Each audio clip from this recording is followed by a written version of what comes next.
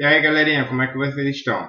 Professor Vitor Souza, dando início à introdução à estatística, nosso novo conteúdo que vem logo após de probabilidade. Vocês podem acompanhar essa aula lá pela plataforma e pelo canal no YouTube Vitanos Matemática. Vamos lá!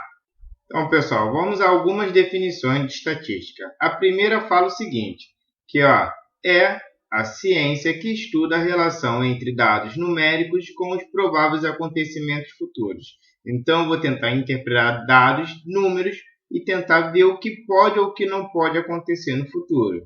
Segunda definição, é uma parte da matemática aplicada que fornece métodos para coleta, organização, descrição, análise e interpretação de dados e para a utilização dos mesmos na tomada de decisões. Então, a estatística serve para a gente tomar algumas decisões de acordo com dados numéricos. Outra definição vai falar basicamente a mesma coisa. É um conjunto de métodos e processos quantitativos, ou seja, tem quantidade envolvida, que serve para estudar e medir os fenômenos coletivos por meio da obtenção de dados e consequente organização, resumo, apresentação, análise e conclusões baseadas nos dados. É de suma importância para a tomada de decisões, sendo utilizada em diversas áreas do conhecimento. Então, a estatística ela pode ser aplicada em diversas áreas.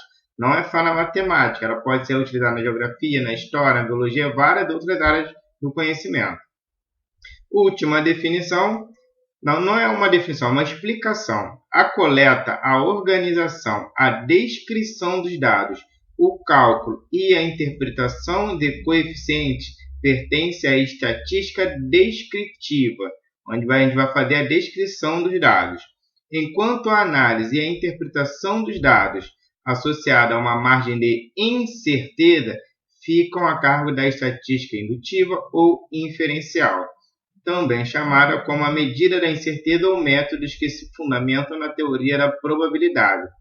Vocês já viram algumas pesquisas aí de candidato à política que fala assim, uma chance de 2% para mais ou para menos? É a questão da incerteza, tá? Tranquilo? Vamos falar de alguns conceitos preliminares de estatística, tá? O primeiro deles é o universo estatístico ou população estatística. O que é esse universo estatístico, essa população? Aqui, conjunto de todos os elementos que podem fornecer dados quantitativos sobre determinado assunto, tá?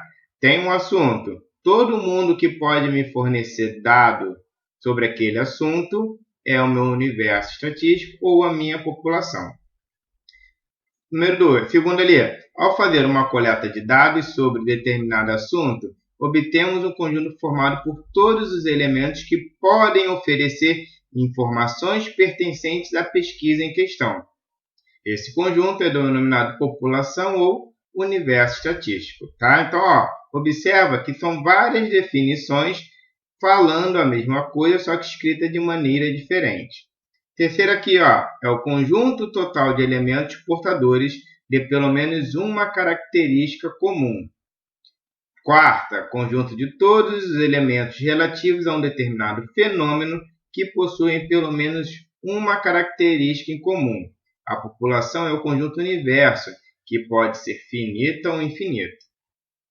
Penúltimo aqui, conjunto universo de todos os elementos. Pode ser pessoas, pode ser objetos, pode ser outras coisas, que possuem uma característica comum do objeto de estudo. Um parâmetro, a gente vai falar um pouquinho mais disso à frente, é uma medida numérica que descreve alguma característica de uma população, tá? Então, isso aqui a gente vai trabalhar já mais à frente. Cada elemento da população estudada é denominada de unidade estatística. Universo estatístico, todo mundo que pode me fornecer uma informação de um determinado assunto. Unidade estatística é uma pessoa, um objeto ou outra coisa, mas unidade desse meu universo estatístico. Vamos a alguns exemplos aqui de população ou de universo estatístico. Número 1. O governo encomenda ao Instituto Brasileiro de Geografia e Estatística, o IBGE, uma pesquisa para conhecer o salário médio do brasileiro. Qual é o universo estatístico dessa pesquisa? Ou seja, qual é o todo, o total, o conjunto de pessoas que pode me fornecer informação a respeito de salário médio? Então, eu tenho que pensar em salário, eu vou ter que pensar em assalariado, pessoas que trabalham e recebem um salário.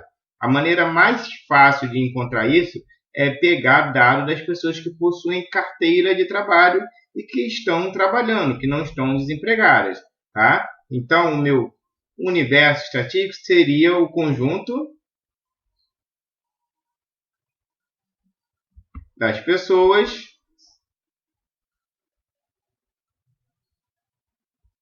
que estão com a carteira assinada.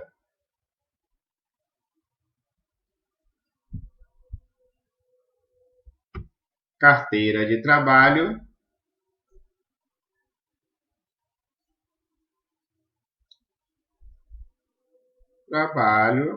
assinada, tá? Pessoa desempregada vai me retornar alguma informação? Não, ela não está recebendo. Quem ainda não trabalha vai me retornar algum dado, alguma informação? Não, tá? Então eu tenho que me focar nas pessoas que estão trabalhando no momento que estão com a carteira assinada. Número 2. Um partido político que quer conhecer a tendência do eleitorado à presidência do Brasil. Para isso, encomenda uma pesquisa a uma empresa especializada. Qual é a população dessa pesquisa? Se eu estou pensando em um eleitorado que vai participar de uma eleição, eu preciso pensar em quê? Em todas as pessoas que possuem título de eleitor, tá? Professor, mas quem tem 16 anos não precisa, não é obrigado. Não tem problema. Se ele tiver 16 anos e tiver o título de eleitor, ele vai ter que ele pode ou não votar. Então, o ideal é que a gente pegue ali o quê? Todo mundo que quer votar e tem título de eleitor. Ó, todas as pessoas. Para a gente não ter problema com o pessoal de 18 a 16 anos, vamos botar todas as pessoas maiores de 18 anos.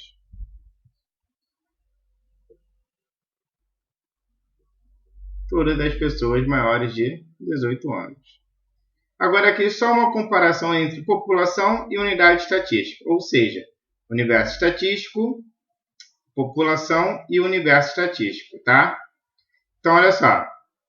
Vamos supor que eu vou fazer uma pesquisa sobre o salário de uma empresa.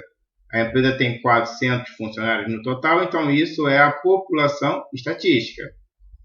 E a unidade estatística seria cada um dos funcionários que trabalha nessa empresa. Segundo exemplo, altura dos alunos do terceiro ano do ensino médio de uma escola. População seria o quê? Todos os alunos. E o que seria a unidade? Um só. Seria a altura de cada aluno que estuda nessa escola e também está no terceiro ano. Professor, eu já vi algumas pesquisas, mas eu me enquadro dentro da população dessa pesquisa e ninguém me perguntou nada. Por quê? O que acontece, gente? Nem toda pesquisa é feita através da população, do universo estatístico inteiro. Nós, às vezes, utilizamos algumas amostras, tá? O que vem ser uma amostra? Vamos aqui algumas definições. Primeira, quando o universo estatístico é muito vasto ou quando não é possível coletar dados de todos os elementos, retira-se desse universo um subconjunto chamado amostra e desse retiram-se os dados necessários. Eu não vou conseguir entrevistar todas as pessoas que têm título de eleitor, porque são muitas pessoas. Então, eu vou tentar pegar um grupo dentro desse total, tá? Um grupo menor, mas que represente todo o grupo maior, com a mesma característica. Observa. Segunda definição, é qualquer subconjunto não vazio de uma população. Uma estatística, estimador, é uma medida numérica que descreve alguma característica de uma amostra. Mais uma definição, aqui, ó, terceira. É um subconjunto da população e deverá ser considerada finita, vai ter fim. A amostra deve ser selecionada seguindo certas regras e deve ser representativa, de modo que ela represente todas as características da população como se fosse uma fotografia desta. Então, ó, esse subconjunto vai ter a ideia de uma fotografia. A fotografia, ela é menor, mas ela tem todas as características do tamanho real da imagem real. Outra é uma parcela representativa da população que é examinada com o propósito de tirarmos conclusões sobre essa população. Eu pego um pedacinho da população que é igualzinho à população inteira, examino esse pedacinho e aí eu tiro conclusões sobre a população total. E aqui, ó, vale a gente lembrar o que são parâmetros. São valores singulares que existem na população e que servem para caracterizar. Para definirmos um parâmetro, devemos examinar toda a população. Um exemplo de parâmetro. Os alunos do segundo ano do FAFEV têm, em média, 1,70 metros de estatura. Tá? Então, qual é o parâmetro? A altura ali de 1,70. Vamos pensar no seguinte exemplo, tá? A seguinte situação. Eu quero fazer uma pesquisa para conhecer a estatura média do homem brasileiro. Adotam-se os seguintes critérios na escolha da amostra. Observe o seguinte, se eu tiver que perguntar para todos os homens do Brasil qual é a altura dele, eu vou demorar muito nessa pesquisa. Então, o que eu vou fazer? Eu não vou perguntar a todos, eu vou escolher uma quantidade menor, mas eles têm que representar o todo. Então, quais são as características que eu vou olhar? Vou escolhem-se aleatoriamente somente homens adultos, para eu ter uma noção da média, até porque os homens adultos, eles geralmente já têm uma estatura maior. Então, escolhem-se aleatoriamente somente homens adultos. Segunda coisa, escolhem-se aleatoriamente homens em todas as regiões do Brasil, porque de uma região para outra eu posso ter diferenças de altura. Terceiro, as quantidades de homens em cada região devem ser proporcionais às quantidades de homens das várias regiões. Ou seja, eu não posso pegar mais homens do Rio de Janeiro, tá? Aqui no Sudeste, e pegar menos quantidades lá no Rio Grande do Norte e no Nordeste. Por quê? Porque Rio de Janeiro e Rio Grande do Norte têm tamanhos diferentes. Então, tem que pegar proporcional à quantidade de homens que vivem em cada região, tá? Em cada estado. Escolhe-se homens de todas as classes sociais em cada região. Isso é importante. Tem que pegar da classe baixa, classe média, classe alta, de todas as classes sociais. As quantidades de homens em cada região devem ser proporcionais às quantidades de homens nas várias classes sociais. Então, isso vai representar o meu total. Vou pensar em todos os homens? Não.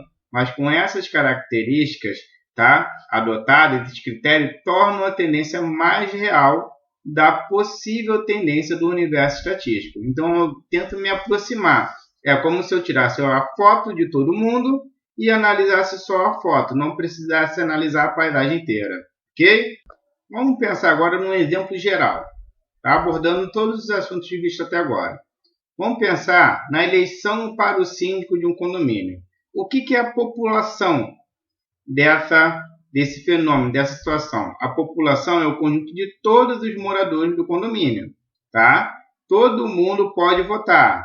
Qual é o parâmetro, qual é a característica que eu quero descobrir? É a quantidade de votos recebidos pelo candidato X. Eu quero saber quantos votos aquele candidato X vai receber. Vamos supor que tenha, 2.000 moradores.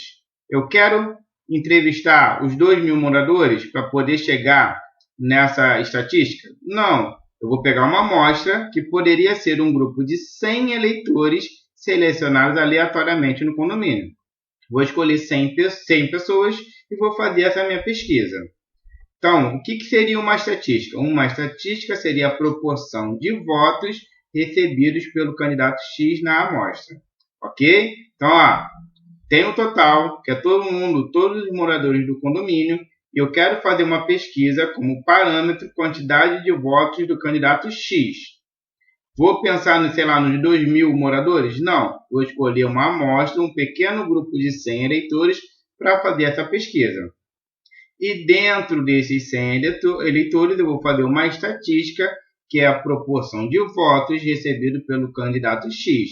Mas de onde essa proporção veio? Ela veio do grupo de 100 eleitores. Tranquilo? Outra definição importante para a estatística é rol. Chama-se de rol toda a sequência, a 1, a 2, a 3, a 4, a 5, até a n, tá? Podem ser vários dados numéricos, tal o quê? Cada termo a partir do segundo é maior ou igual ao seu antecessor. É como se a gente fizesse uma ordem, tá? Crescente, só que quando tiver números repetidos, eu vou colocar os repetidos um do lado do outro. Ou cada termo a partir do segundo é maior ou igual ao seu antecessor, tá? Ou seja, como se fosse uma ordem decrescente, se tiver repetido, eu vou colocando um do lado do outro, tá? Os repetidos. Então, a ideia é o seguinte, o que é rol? Basicamente, a gente pode pensar ordem crescente ou ordem decrescente. E se tiver elementos repetidos, a gente coloca os repetidos um do lado do outro. Então, ó, vamos colocar aqui os dados numéricos em rol, tá? Vou colocar aqui em ordem decrescente, do maior para o menor. Então, o primeiro aqui é quem? 45. Depois do 45, vai vir o 32. Estou organizando os dados em rol. Depois do 32, o 23. Depois do 23, o 15. Depois do 15, o 9. Isso vai facilitar muito em algumas contas para a gente, principalmente lá na mediana, ok? Letra B, vamos fazer agora em ordem crescente, tá? Então, ó, do menor para o maior. Olhando essa lista aqui desses números decimais, o menor é o 2,5, que é como se fosse 2,50. Depois do 2,5, eu vou ter o 2,57. Depois do 2,59, vou fazer o seguinte, ó, vou riscando os que eu já usei para a gente não se perder. Depois, o 2,60. Depois do 2,60, eu tenho 2,61. 2,61. Depois do 2,61, eu vou ter o 2,62. Vou riscar o 2,62. Vai sobrar o 2,63 e observa que o 2,64 ele aparece duas vezes nessa minha lista aqui. Então, o que eu vou fazer? Eu vou colocar o 2,64 duas vezes, tá? Professor, se esse 2,64 fosse lá no início, eu colocaria ele duas vezes? Sim. Se ele fosse para o meio ali, colocaria ele duas vezes? Sim. O número que aparece duas ou mais vezes, a gente coloca repetido na ordem, só que um do lado do outro, tá? Então, pessoal, chegamos aí, tá? Ao fim de mais uma aula. Espero que tenham gostado. Qualquer dúvida, perguntem lá na plataforma, tá? Em breve estarão chegando novos vídeos aí para vocês. Valeu, pessoal!